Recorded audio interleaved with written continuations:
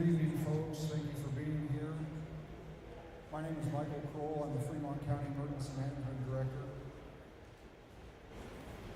I'd like to thank all the folks from Fort Carson, our Incident Commander, Archie Fisher from Fort Carson as well, for being here, our Fremont County Sheriff's Office deputies, and all of you guys as citizens. So I'm going to start off tonight. Over here on the table, we have all kinds of preparedness information, our Everbridge reverse notification system information, mitigation information. So please help yourself to that. There's water over there if you guys need it in the cooler. There's some good warm water over there as well, so help yourself. We'll start off the evening with Lieutenant Colonel Daniel Gonzalez from Fort Carson. Can everybody hear me? Yes. Okay, I'm going to put the phone down unless somebody needs me to take care of that. So, Lieutenant Colonel Daniel Gonzalez, I'm the Director of Emergency Services on Fort Carson. First of all, good evening, and on behalf of the 4th Infantry Division and the Fort Carson Garrison, we really appreciate the community support that's come out since this fire kicked off. Our collective team that's trying to take care of this fire and will take care of this fire, it's not lost on us the impact that it's had on this community in particular. With that, I'd like to give some special thanks out to the Fremont Director of OEM, who's been absolutely fantastic in helping us coordinate our response. I'd also like to thank the Sheriff's Office from Fremont, the El Paso County Sheriff's Office, the emergency managers, the county administrators from Fremont, the El Paso and Pueblo counties, and the Colorado Department of Transportation. With that, we also want to thank our mutual aid partners that answered Fort Carson's call when this fire kicked off. If you'd like a list of those agency partners, you can get with the Fort Carson Garrison PAO. There has been many. We've had partners from other states that have come in to support our team and will really help us get after this fire. And so with that, I'll go over briefly what the Fort Carson Garrison and Division has done to support the fire. I'll give you some brief notes, and then I'm going to turn it over to Assistant Chief Peter Wolf from Fort Carson Fire and Emergency Services, who's our incident commander. So when the fire kicked off, we've received support from Fort Carson Garrison and the Division. That included elements of the 2nd Brigade Combat Team, the 4th Sustainment Brigade, the 4th Cab, the Garrison Department of Public Works and Range Control, the 759th Military Police Battalion, and the 124th Divisional Signal Battalion. We also stood up an emergency operations center that was 24 between the Garrison and the Division to help manage resources and to get things out as quickly as possible to our firemen who are getting after the fire. With that, I'll put out a couple of information pieces. To date, Fort Carson has and continues to provide our first responders a hot breakfast, an MRE lunch, hot dinner. We're providing barrack space, showers, latrines, water, ice, water to fight the fire, fuel for the apparatus, and communication support. And so there's been a lot of effort to make sure that our firefighters have exactly what they need to make sure we prevent this fire from moving any further than we have to. So with that, as we look at Highway 115, it's going to remain closed as the crews work to clean up and assess road conditions. This is a decision that's going to be assessed daily, and it's going to be conditions-based. And ultimately, we want you to be safe to be able to travel up the highway and not have smoke that's blocking the road, or if the road was impacted by the fire in some ways, such as the guardrails, and the fire came up directly next to those, we can allow CDOT to make those repairs as we're still working alongside the highway as well to set conditions to prevent the fire from crossing. We would like to thank the residents who heeded the Fremont County Office of Emergency Management Evacuation and pre-evacuation orders. Your safety is our top priority. And we understand that the stress that comes with leaving at short notice. So we really do appreciate that. We do ask that those who are still in that 2-mile radius of County Road F45 and Highway 115 remain at ready status. We're not out of the woods yet, so we ask that you still remain vigilant, pay attention to what's coming out from the Fremont Emergency Management Team, as well as the local news and media, so that you can stay up to date.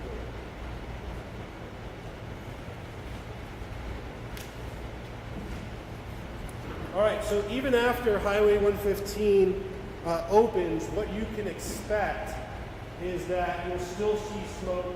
You're still going to see periods of fire. We're establishing a perimeter around that, but this fire is going to be going on for some time.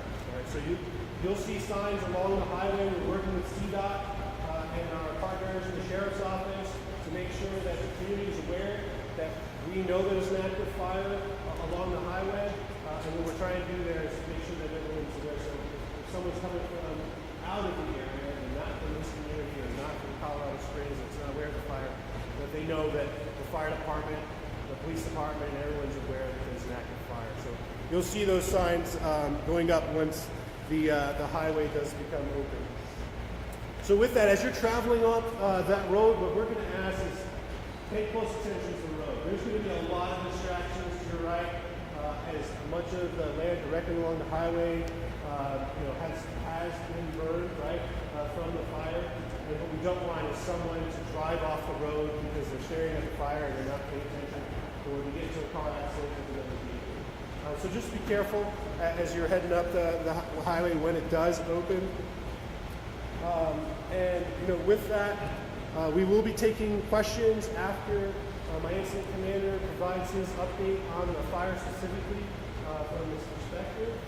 And if you have any questions, we'll have a question and answer period directly after this. I'm happy to answer as many questions as I can. And if something comes up afterwards, you have the Fremont County Emergency Management Office does have a hotline, which that number is 719. I'm sorry? Oh, sorry. Mike, what was the line to the emergency?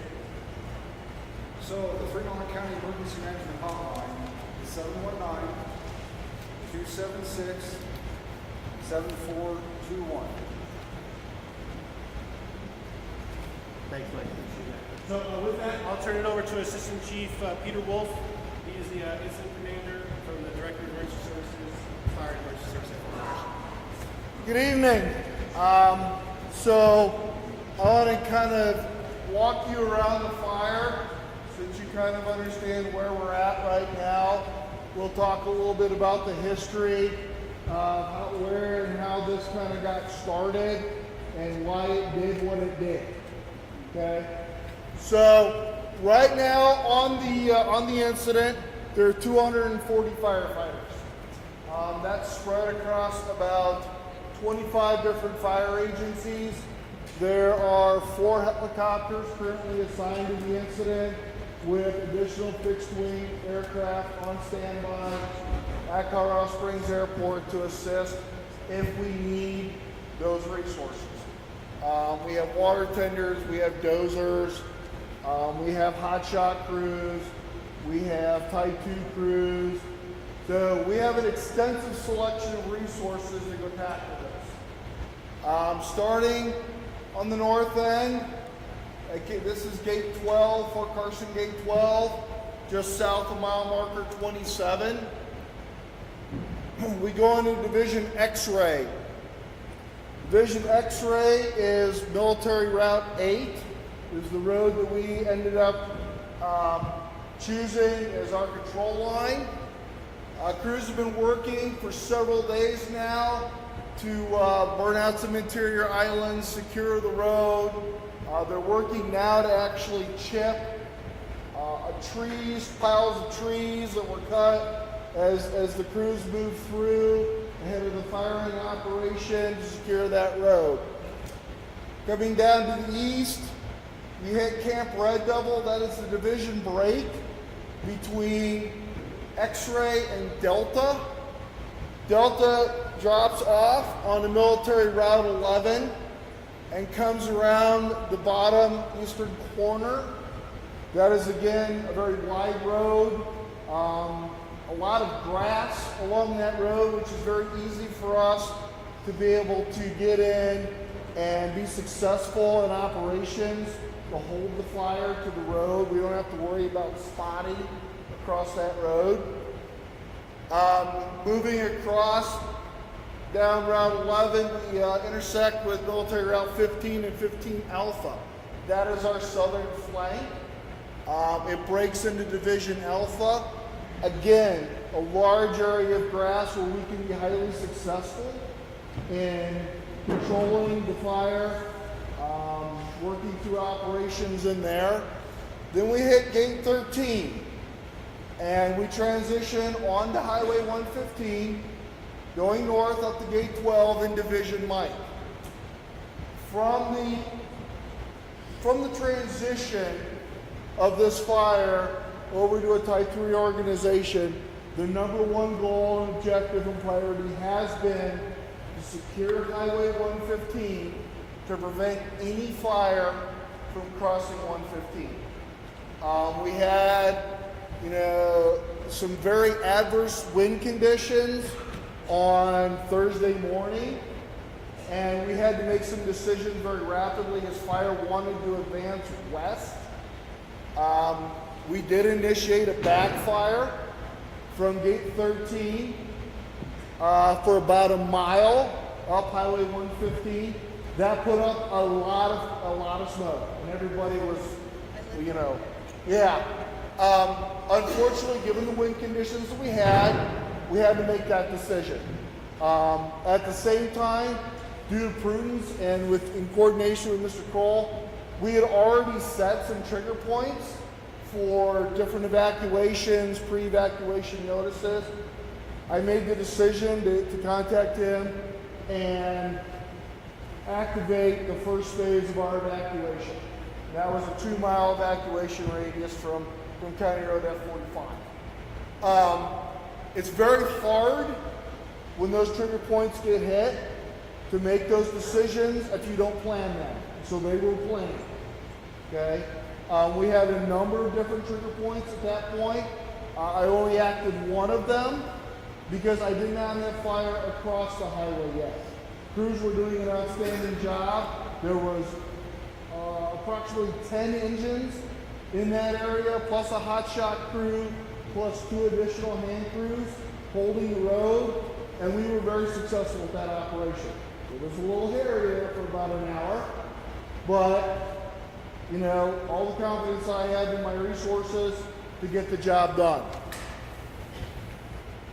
I don't want you to lose your mouth. Okay, so backfiring operation initiated here, continued up, we held it up. Kind of that urgency kind of dropped back down. We talked to some additional plans about where we wanted to go. Originally, our plan was to take the fire break road, which is the Fort Carson fire break road, here that runs along the edge of the base, and begin to hold the fire there. Unfortunately, that road was not in the best tactical position. Additionally, because of all the mitigation work going along on that road, there were literally hundreds of piles of slash from mitigation work along that road. We worked through that through the day on Thursday, began to work that, and well into the night on Thursday. I don't think we came off the line much before midnight on Thursday. On Friday morning, we re-engaged in that same operation. We actually began to walk fire down Highway 115, going to the south. The winds were in our advantage. We had the resources.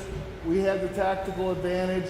We worked that for a number of hours, okay? But unfortunately on the control line where we were trying to control things, it just wasn't going to take it. It wanted to spot. It spotted several times. Crews were able to get there. They were able to pick up those spots. Conditions began to worsen, and we had to evacuate the crews. So we pulled the crews back at a safe point, reassessed where we were at, and about that same time, fire up here in the northeast corner jumped through a dozer line and a retardant line and spotted across and began its major push to the northeast. We took some advantage of Route 8 being there. We repositioned crews, re-engaged, and began to take this line in here. We were reassessing where we could engage here, as there is a road system in here. Unfortunately, fire behavior conditions were just so extreme that we were not able to engage in there with the crews safely. So we backed up again to the next road and the next road to make those decisions and find a safe engagement point. We finally met on the 1515 Alpha. Fire continued to work to the northeast. We were able to get down Route 8 by about 1 o'clock in the morning and get that secured. We were able to reestablish the incident command post. Originally, the incident command post was up here. We were able to reestablish the incident command post down at Camp Red Level. Talking with the operations supervisor and division supervisors around on the different pieces of the fire, we came up with a big box plan. Where we could be successful, where we could meet objectives and do it safely is where we were at. And we took advantage of that, looked at some risk management, and began to work again down through Route 11, 1515 Alpha. Last night, talking with operations, I know that there was some more smoke the next day. That was crews working to secure this south line. They were also working to secure some islands that were in here. We don't like to leave unburned fuel between the main fire and our control lines.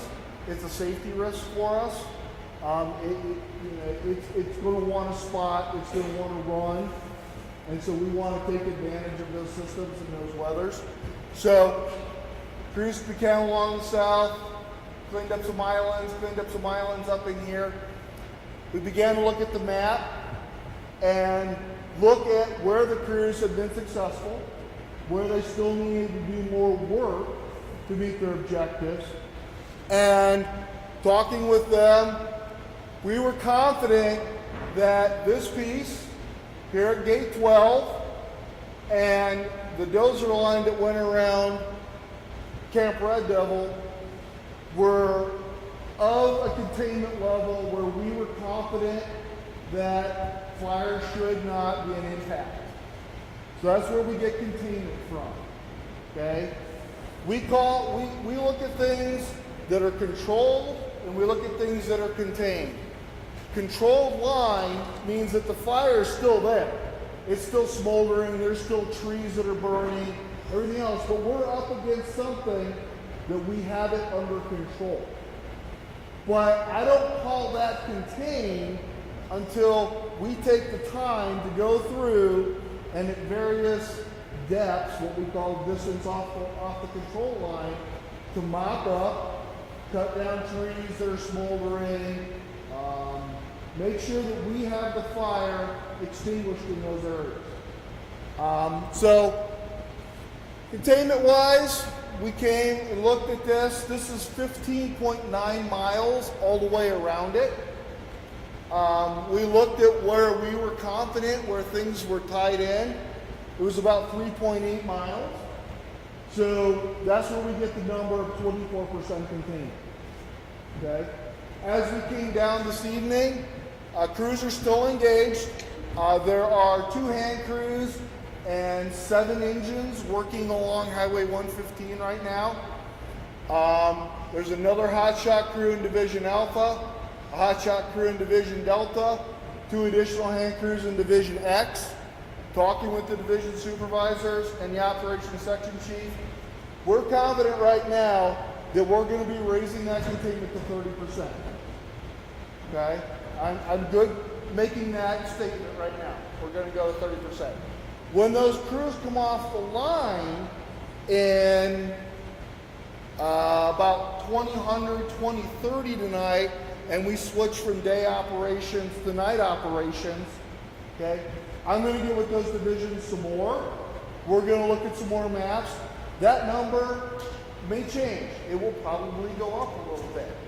But right now, at this time, 6:20 in the evening, I'm good at 30%. That's, you know, again, we still have another hour and 40 minutes to work the line before it gets dark. Okay? So, history, cause. Why did this start? Okay? There has been an investigation started. Fire investigators been out there. They looked at everything that was going on. They looked at pictures from the first arriving fire apparatus. I understand Mr. Kroll was, I believe, the second person there. That initial response was from 7 agencies. Okay? There were, I'd have to look at my notes, but I think there were 9 fire apparatus with a total of 21 personnel on the initial response. As soon as they got there, they recognized the complexity of what was going on, and they immediately requested additional resources from mutual aid partners across El Paso County and Fremont County. By the end of that first night, they were at about 65 acres. They had a hand crew on scene. They had numerous engines on scene. So they were feeling good with the conditions that they had at 65 acres to give it a containment, or a level of containment. Wasn't 100% because we never call it 100%. Though it's been days, weeks since we've seen smoke. Okay, but they made that call. Given the conditions, that was a good call. Unfortunately, Mother Nature had other ideas the next day. Okay, but back to the cause. Talked with the fire investigator. He's confident that from what he sees and from the information that he has, that this is going to be an accidental fire caused by a vehicle that was unfortunately suffered a malfunction on the side of the road. They pulled over, they had a malfunction, and it spread in the grass, and it spread onto the installation. Okay? He's very confident in that. We've got pictures of the vehicle. We know all of that. So he's working. It takes a while to write these investigative reports because they are legal documents. So he hasn't published that finding yet, but I'm comfortable sharing it. Okay. So I guess I'm going to just throw it out there to the residents. Questions? What's that? I'm not sure right now. He just told me it was a vehicle. Me? Yes. Doesn't matter. Who's that? Tuesday evening, it was so small, there were fire trucks sitting on the side of the road doing nothing. And this was a small fire. Our crews, as neighbors who live in that area, several of us were like, what is happening? We standing by, watching the fire burn. The time was small and manageable. Now it's out of control, less manageable, and the fire has to be back. What is going on? There were fire trucks on the side of the road, and nothing happened. It was so small. Okay. So I wasn't there at that time, but I have talked to the initial IC. While there are fire trucks sitting on the road, they're there to make sure that the fire doesn't cross back over the road initially. And there were hand crews in the hills along the edge of the fire doing work. So we want to make sure that we secure what we call an anchor point, because that is a safety zone for us when we deal with fire. And then we send crews up the flanks. And as they come around those flanks, they begin to pitch off what we call the head. Okay? And there were crews doing that. Engines hold roads, engines protect houses, engines do that kind of work, and those are the apparatus that we're all pretty much used to seeing. But it's hand crews that go up into the hills and they combine with hand tools to control that. Okay? You know, it's that initial push of those flanks by hand crews, it is lined, it's just dirt, digging the dirt, goes about a foot wide. And that's what they were doing. They were engaged the entire time. They never stopped. We just didn't see them in the hills because it's everybody seeing the fire trucks on the road. But they're doing a job too about protecting the road and preventing it from moving.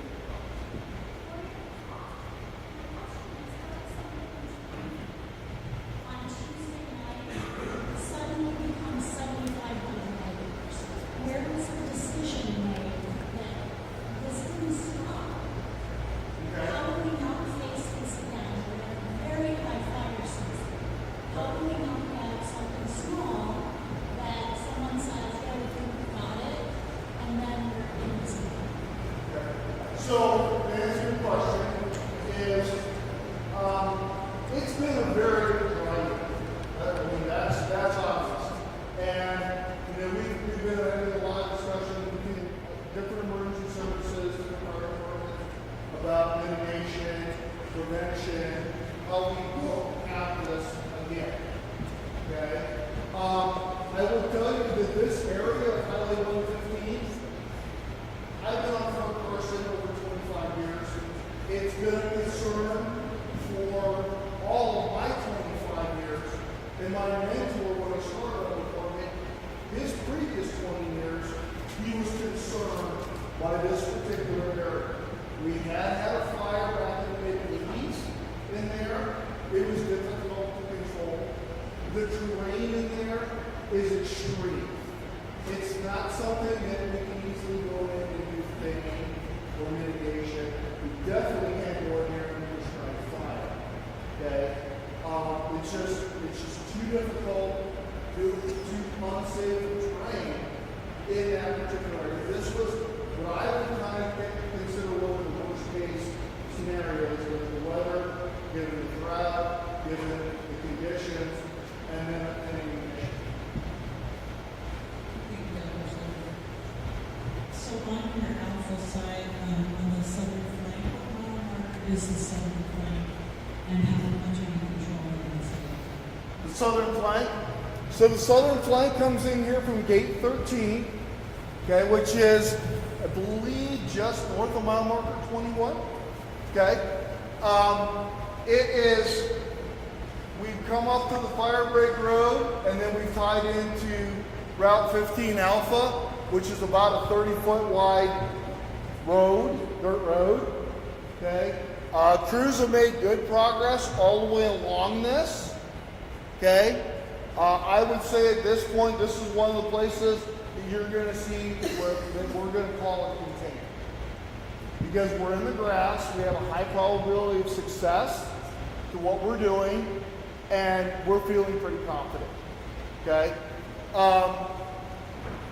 One of the questions, or one of the things I do want to address is, why did it look like there began to be two fires? Okay? I know in social media and everything else, all of a sudden we saw they had this fire up here, and then we began to have a fire down here. Okay? On Thursday night, as I came on scene and began to make my assessment of where the challenges lay, in this narrow section, all the way along Highway 115, we're all used to seeing the rim rock or the cliffs up there. The fire had come down and was up on those cliffs. You could see it very clearly. But as I drove down Highway 115, all the way at the base of those cliffs, all the way through, there were numerous spot fires where the fire had slopped off those cliffs and drop down below. And my concern was the entire time was exactly what happened on Friday morning was that I would get an east wind that would run that canyon in there and push that fire down and over 115. So that's why we initiated some suppression actions here along 15 Alpha. We got it anchored in, brought it down, turned the corner, and hung it up for the night. Okay? But knowing that those spot fires were all there and that there was no way we could safely engage those spot fires, we were going to have to go to 115 at some point. Okay? Mr. Main Chief, thanks for being here. Kevin, supporter. Just can you elaborate on the deliberation that went into the evacuation of F-45? Kind of who initiated the request and what that looked like as far as the communication between the different agencies? Sure.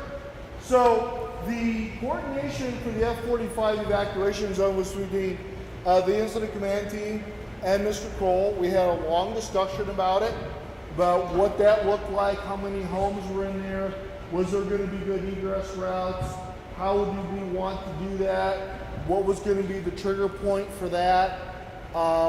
We had that plan in place the night before, and we looked at it. I think we even pushed out the ready status that night, correct? It was the next day, yeah. We pushed that ready status out as soon as we were comfortable where things were going to go. My goal with planning for evacuations or the need for evacuations is to give the citizens or the residents enough time to safely evacuate so it's not a panic, okay? Given the conditions that began to develop on Friday morning, I felt like, yeah, I needed to look at that. We had conversation both on the radio and on the phone.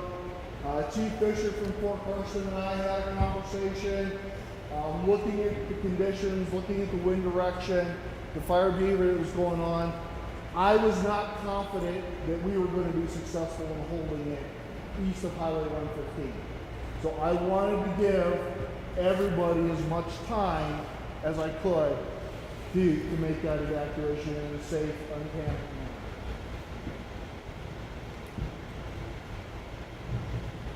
Can you tell me how close the fire is to K Street and 115? K Street and 115. Boy, I'd have to. K Street, I believe, is going to actually be down over here. It's 3 miles. Is it 3 miles? I get school buses there. Okay. And I'm a half a mile away from the fire on the Carson side. Okay. So about 3 miles. Right.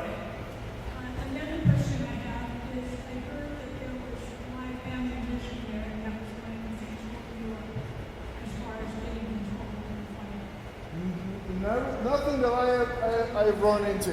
No.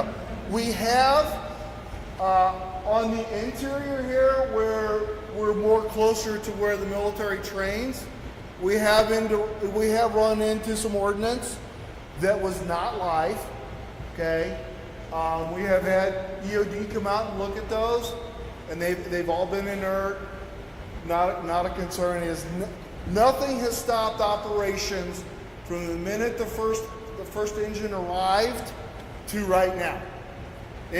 Operations have not ceased since about 9:15 on Wednesday.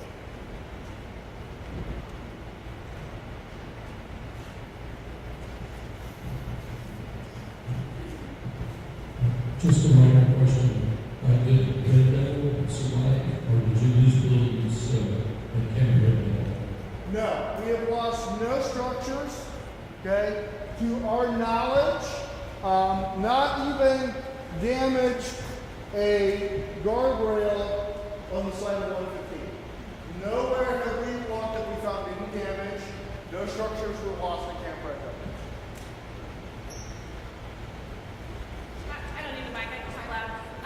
Question, we saw an uptick in black smoke today. Are you seeing some back burning, or is that just fuel? That was Buddy. listening to Alpha, so. Yeah, so there was actually a piece up here, there was another piece down here. We have not done any firing today at all, okay? What's going on in the interior right now, because it is a large fire, it does take time sometimes for the fires to burn through what we call islands, and that's going to continue probably for a number of days, if not a couple of weeks. Okay? Once we have a control line around something, we really don't go into the interior of a wildfire unless there's what we call a value at risk. A home, a cultural site, something like that. So we'll just let it do what it needs to do in there. D. Sorry about that, sir. First of all,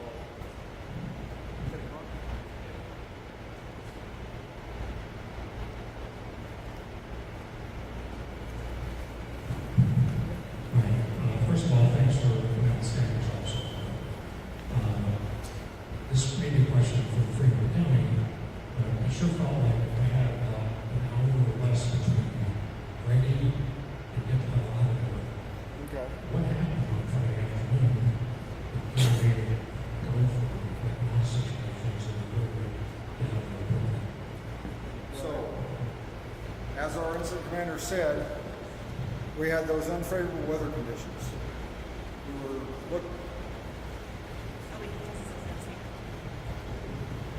looking at all of those weather conditions. We had 1% RH on the fire. The winds were swirling around in all directions up on the fire. Those decisions, it was nice in the morning. We were all up there with some command, and we had wind shifts. RH dropped. The temperature climbed. 93 degrees for the first day of spring. Our fire weather conditions, everything was going right. We were historically low on snowpack, historically low. We've never been this low. First time in history when records were recorded with the National Weather Service. So it's common. We have had low moisture years of snowfall. We can't catch up. So all of this just all came together. And making those tough decisions, all the grand stuff has to make.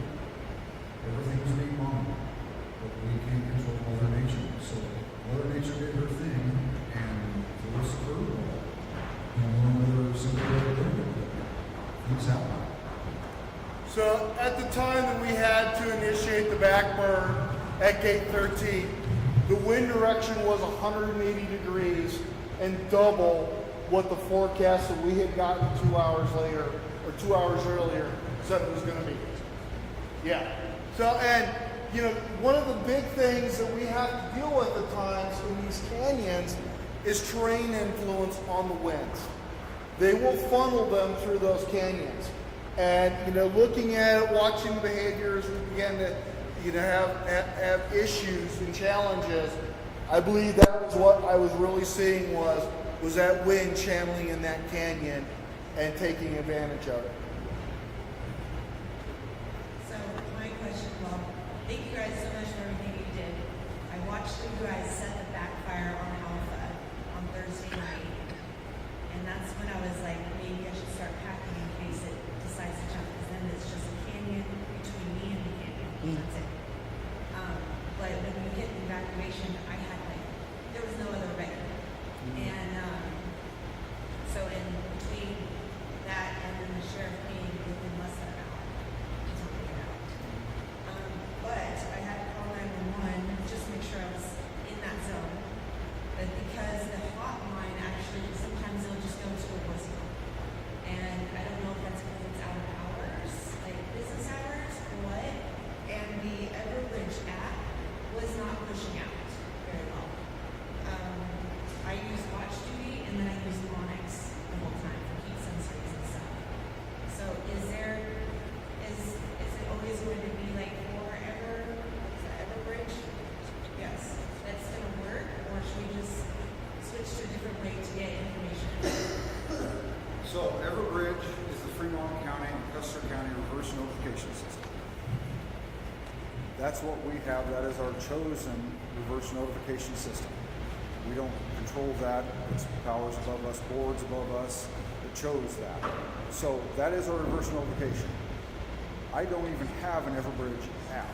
I just have my phone number signed up, 3 routes of notification. So I have my cell phone getting a call, a text message, and an email. That's what everybody recommends across the nation who uses those, 3 routes. So you can get it 3 different ways. If you don't have service, you come into service, whatever, you can get a backup. I don't know anything about the app because I just have my phone in there, and I get those because I have one for my county phone, one for my personal. So I get those all the time. We can check and make sure that your account is set up correct. Absolutely, but that's what we've got. There are other things out there, yes. OnX, Watch Duty, some of those sources aren't vetted for accurate information, so keep those things in mind. You're getting it directly from us, from our dispatch center, when those alerts go out. So you're getting it from us, and that's what we're pushing out. So it's vetted, solid information from us. And then my other question is for fire mitigation, that you guys were working on it. Are you continuing to work on it even more this year, and with Fremont County on this side, or how's that? I For know my what, personal self, I'm looking at where can I throw my wood chippings or now down debris. so I know what Mr. Cole has going on as far as mitigation in that area. I would tell you that unfortunately, given the area that it burned through, that mitigation has been completed. Okay. So that and that's one of our challenges. As I was coming on scene, talking to the initial attack IC, he was like, "Listen, just so you're aware, mitigation contractors have left hundreds of piles along both sides of the fire. And when I drove up in there that first time and the next morning, we're talking piles that were 6 to 8 feet tall, 6 to 8 feet in diameter. They were prepped to the contract spec, which is what we needed to do pile burns in the winter. Well, we never got the winter. You know, when we do pile burns, we try to do that when it's snowing. And unfortunately, we never got that winter. Do you know on the Fremont County side? So there are a lot of groups across Fremont County, all the way from Lake Chaffee down Fremont to Custer to Pueblo County. Groups that we are working on mitigation. Some of those problems are funding. Mitigation is not cheap, and there's not enough money to do mitigation. The grant funding dried up, plain and simple, and it takes a load of money to do mitigation. The crews, the time, the equipment, those things. So we are working on those projects with all of our partners. Yeah, there you go.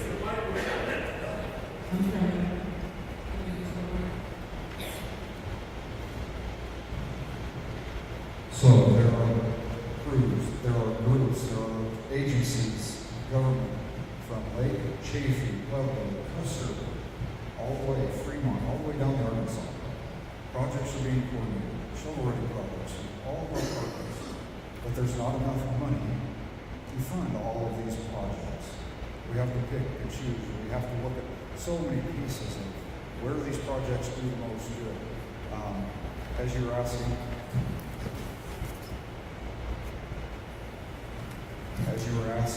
about projects on that side, those are state lands on that side.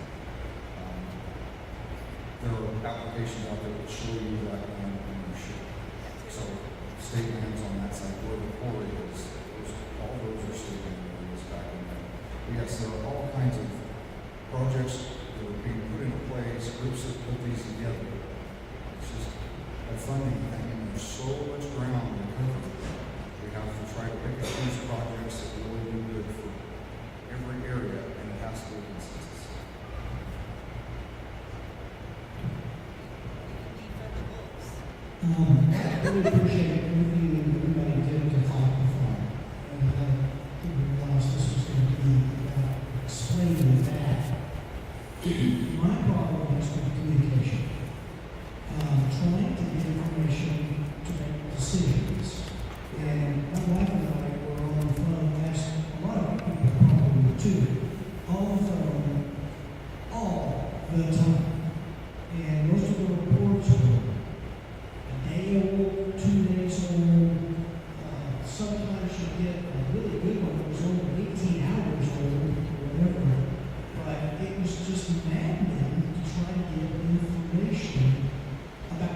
do. And like, we're on K Street, and I kind of figured that we probably weren't in that much danger. But I couldn't figure out if we were alone in terms of which way is the wind blowing, and is it moving south? Was it ever moving south? It was just crazy to me. And I know that a lot of people here probably don't have any answers for that specific thing, but just one story. We went to the sheriff's department and to get some information. They sent us to a phone to who do we call? And then they said, well, call this number, which I think was you guys. Emergency management, yeah. And the woman that answered the phone there said, oh, have you contacted the sheriff's department? And I said, well, we were just there. And she said, well, you need to go on the sheriff's department's Facebook page. That's the way you're supposed to get information, which we did, and it was all 18 hours old, or, whatever. So, anyway, that was my frustration. You want me to tackle some of this, or? Okay. Information flow is always a challenge. There's social media, there's print media, there's video media, there's the radio, and getting a consistent message out was one of the things that we recognized on Sunday. Yeah, we came together as a group of agencies on Sunday because I'm looking at the messaging that's out there as the incident commander. I know what I've put out to the PAO at Fort Carson. That goes out twice a day, 3 times a day, okay? We're sending out messaging 3 times a day. But unfortunately, by Sunday morning, I recognized that the messaging that was coming from here didn't match the messaging that was coming from there. And I'm looking at the same sources, and it's all over the place. So we sat down, myself, Chief Fisher, El Paso County, Fremont County Sheriff's Departments, and we talked about how we were going to do messaging as a whole, because we needed to get a consistent message out there. Unfortunately, that was too late. I will freely admit that. Obviously between Friday and Saturday, we were a little busy, but we should have been on that earlier. My bigger problem, though, was that as messages were coming out from official sources, the Sheriff's Department, Fort Carson PAO, the OEM offices, that message was getting picked up in social media, and I would read one message here, and it was essentially kind of the same message over here, but it wasn't the same. So it was being manipulated. It's a challenge. I want to give as much information as I can, and I do. I'm talking with PAO all the time, talking with Mr. Kroll, talking to the departments. We're putting out a consistent message, but sometimes it does not come from the best position. Now, yeah, the runaround, I don't know about that. That's not really anything either one of us can control. Yeah. And I'll just add to what Chief was saying, that we send out information 2 to 3 times a day on what's going on generally, but it's hard to get to the level of fidelity that you're looking for, sir. So I understand what you're saying, and so trying to get down to that level of fidelity where you specifically live and how it impacts you is more difficult. So we'll look in the future if there's another way that we'll have one place to post things that we can go to. So since there's a breakdown in communication, what are you guys going to be doing about this? What's that? What are you guys going to be doing about fixing the future? I'm not sure, like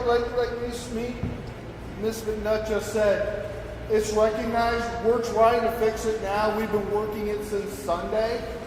There are 3 messages that go out that are consistent across all 3 affected agencies right now. They go out 3 times a day. I know they go on social media, Facebook, Twitter. I know that they go to the news media. I know that they go to the print media. I don't know what more I have control of from the incident command post to that. But you know, we will definitely be talking again, probably tonight, to see if there's a different way we can do this. I just don't know of a different way. But I'm not a public affairs officer. I'm a firefighter. So. Yes, I have a question for you guys. Yes, sir. Okay, yes. Well, I'm one of these old dinosaur footy duddies that doesn't even have a computer, and or even a little telephone with iPad, whatever you guys have. And so I've been trying to listen to the news media, TV channels, and radios, and there's very little specific information was given out on that. Sure, they said, well, there's an evacuation zone here, and they just reiterated the same thing from time to time, you know, for several days in a row. But unfortunately, I was kind of concerned is, you know, how far is that fire coming our way? And at least tonight, at least I know it's looks at this, it's pretty much stayed on Fort Carson, pretty much. And it hasn't come down to Penrose proper. Now, for those folks, especially in the news media, you got to learn that Penrose is all spread out all over the place. It's not like a little town with city limits or anything like that. And not only the geography of Penrose is quite interesting, the topography around Penrose is quite interesting also. And when they start giving out some specific locations and stuff, they need to be a little bit more informative is exactly, you know, where things are. Like say you had the river went down to K Street. Well, okay, where along K Street? Up by Highway 115, or how's about farther to the south? That kind of stuff. I had no idea. I was afraid that the fire was coming. Went over that big hill there, where all the power lines were. It was coming on down into the main part of Penrose, and I kept trying to find out some information on that. Nobody in the news media specified anything along that line. You forget about listening to the radio, broadcast radio, because KRLN shut down first of last year, and we haven't had any local radio.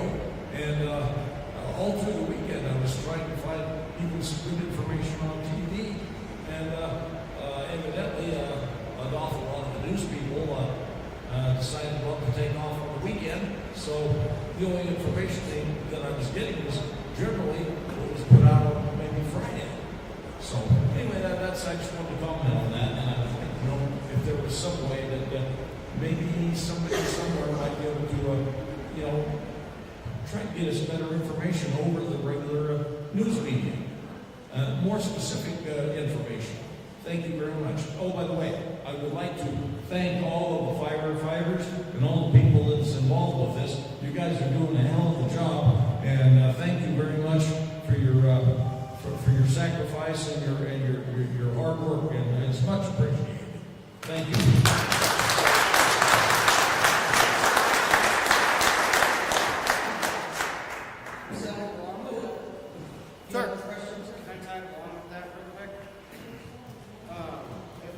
Strange reason, there's a connector here.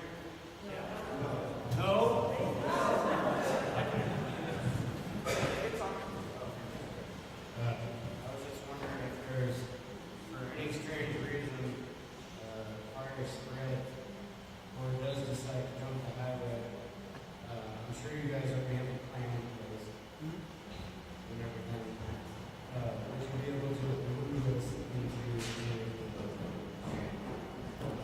Sure, we can talk about that.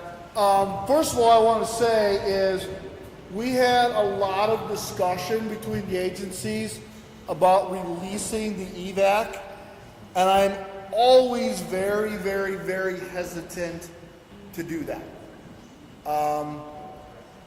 My history over the last 2.5 decades of doing wildland fire, I was a structure protection specialist at Waldo.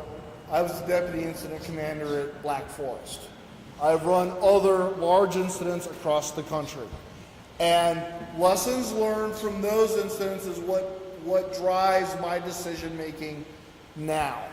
And one of the hardest lessons that I learned was at Waldo, where we allowed evacuees to go in into an unsafe situation and then had to turn them back around. So when we had the discussion about allowing the residents back into those homes, it was only after I had a whole lot of discussion with my operations folks about their comfort level to prevent that spread to the west. Now tomorrow's going to be another test of that same exact thing, but we've worked now for 3 days along that Division Mike area to push that containment line deeper and deeper and deeper off the highway.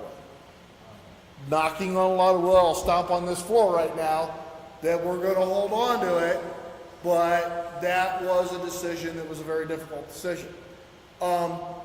So when we're talking about the EVAC and what was going to happen when that occurred, if we got fire across the highway, Mr. Cole and I, we had a discussion. One of the first discussions was how many houses or how many residents are going to be affected, how many people are in there, and what do those roads look like?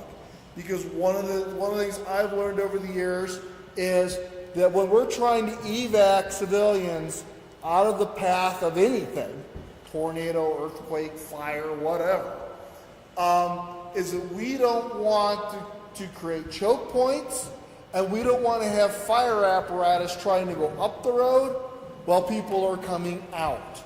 So again, back to the timing of going from pre-evac to evac, I want to pull that trigger early enough to give everybody time to come out, and then get the fire apparatus in up the narrow roads so that they have a chance to be successful in triaging and saving homes.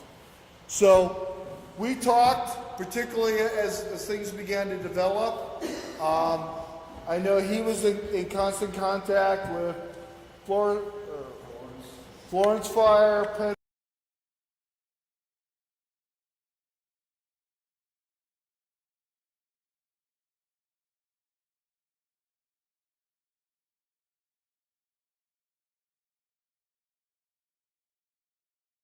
to, as soon as that evac was complete, to then push forward to address any fires that were across. Fortunately, we never actually had fire across, but I just wasn't comfortable until I allowed you guys to go back to the homes that we weren't.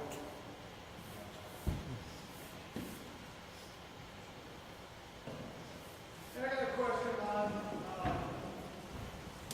the first early days this started. The winds in the evening has calmed down and the smoke is going straight up, and yet all your airdrops just disappeared. I mean, there's still half hour, 45 minutes before dark. Is there any reason why you quit dropping early, or did I just not hear you? They moved around quite a bit. We will fly aircraft until what we call a bingo time, where they can no longer conduct safe operations into the dark. So they may have moved to another place somewhere on the incident, but I know that we flew numerous aircraft, right up until dark as safely as we could. And that's usually when the fire kind of slowing down and dying down. Correct. The breezes, I mean, there's no wind. Yeah. And then it just gets quiet. It's like, Understand, unfortunately, we're not allowed to fly air tankers and helicopters after dark. Yeah. That's not my policy.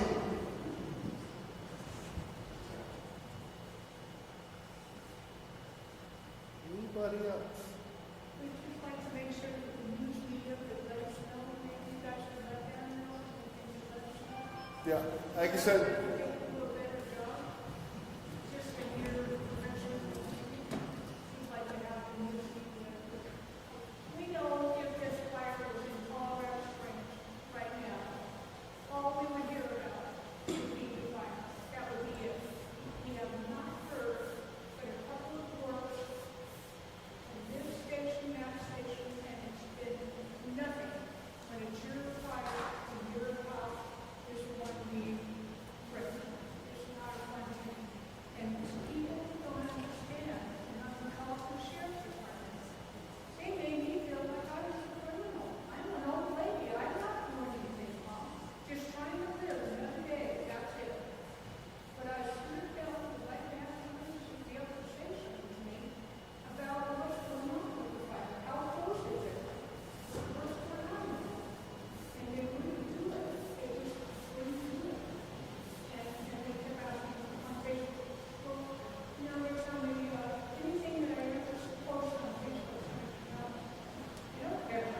You know, whenever I go to speak about my grandkids or going out and picking with my sister, you know, something. But not to feel like I was part of the criminal just because I had what's going on in the fire. That's not right either. So I'm asking, as a professional, you are a professional, would you please ask me to Town 13, Channel 11, to please start letting us know a little bit more, like they were with in America. And they don't seem to understand that. It's all been a little slow. I mean, they would stop. You could watch any regular TV, they would stop so that they could give you news all around about the wall, in the fire, canyon fire, the other fire that they have over there. And that's all you heard about. That was it, nonstop. So that's why I'm upset. I just been working to like the first that's how I feel. I can't speak to the media, for the media. I would say, feel free to have a conversation with them.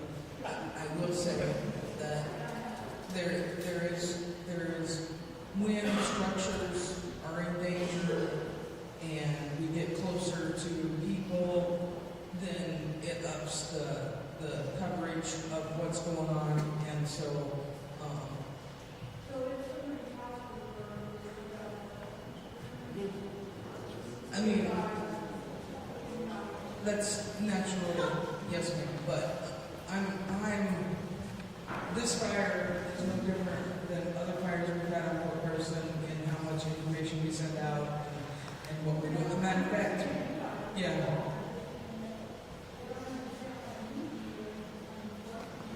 I felt like I saw a lot, but I mean, I was watching from my house. I watched the same news media that you guys do.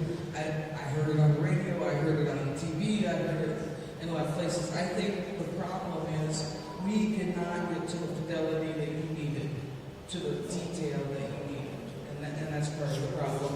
And we'll take that for future. Yes, ma'am. Yes, ma'am.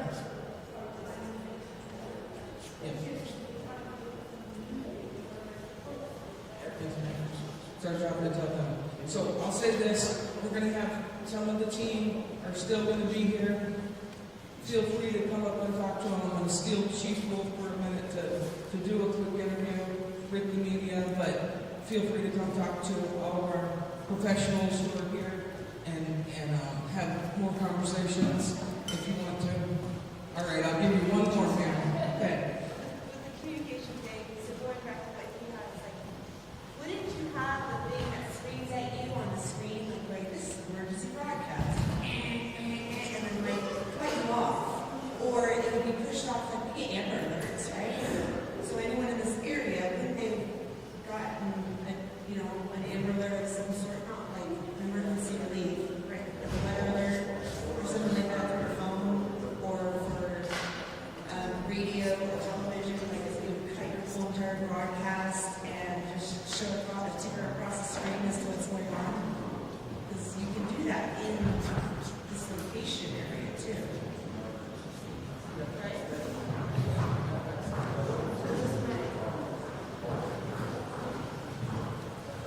Okay, we'll be around for more questions. Please feel free to come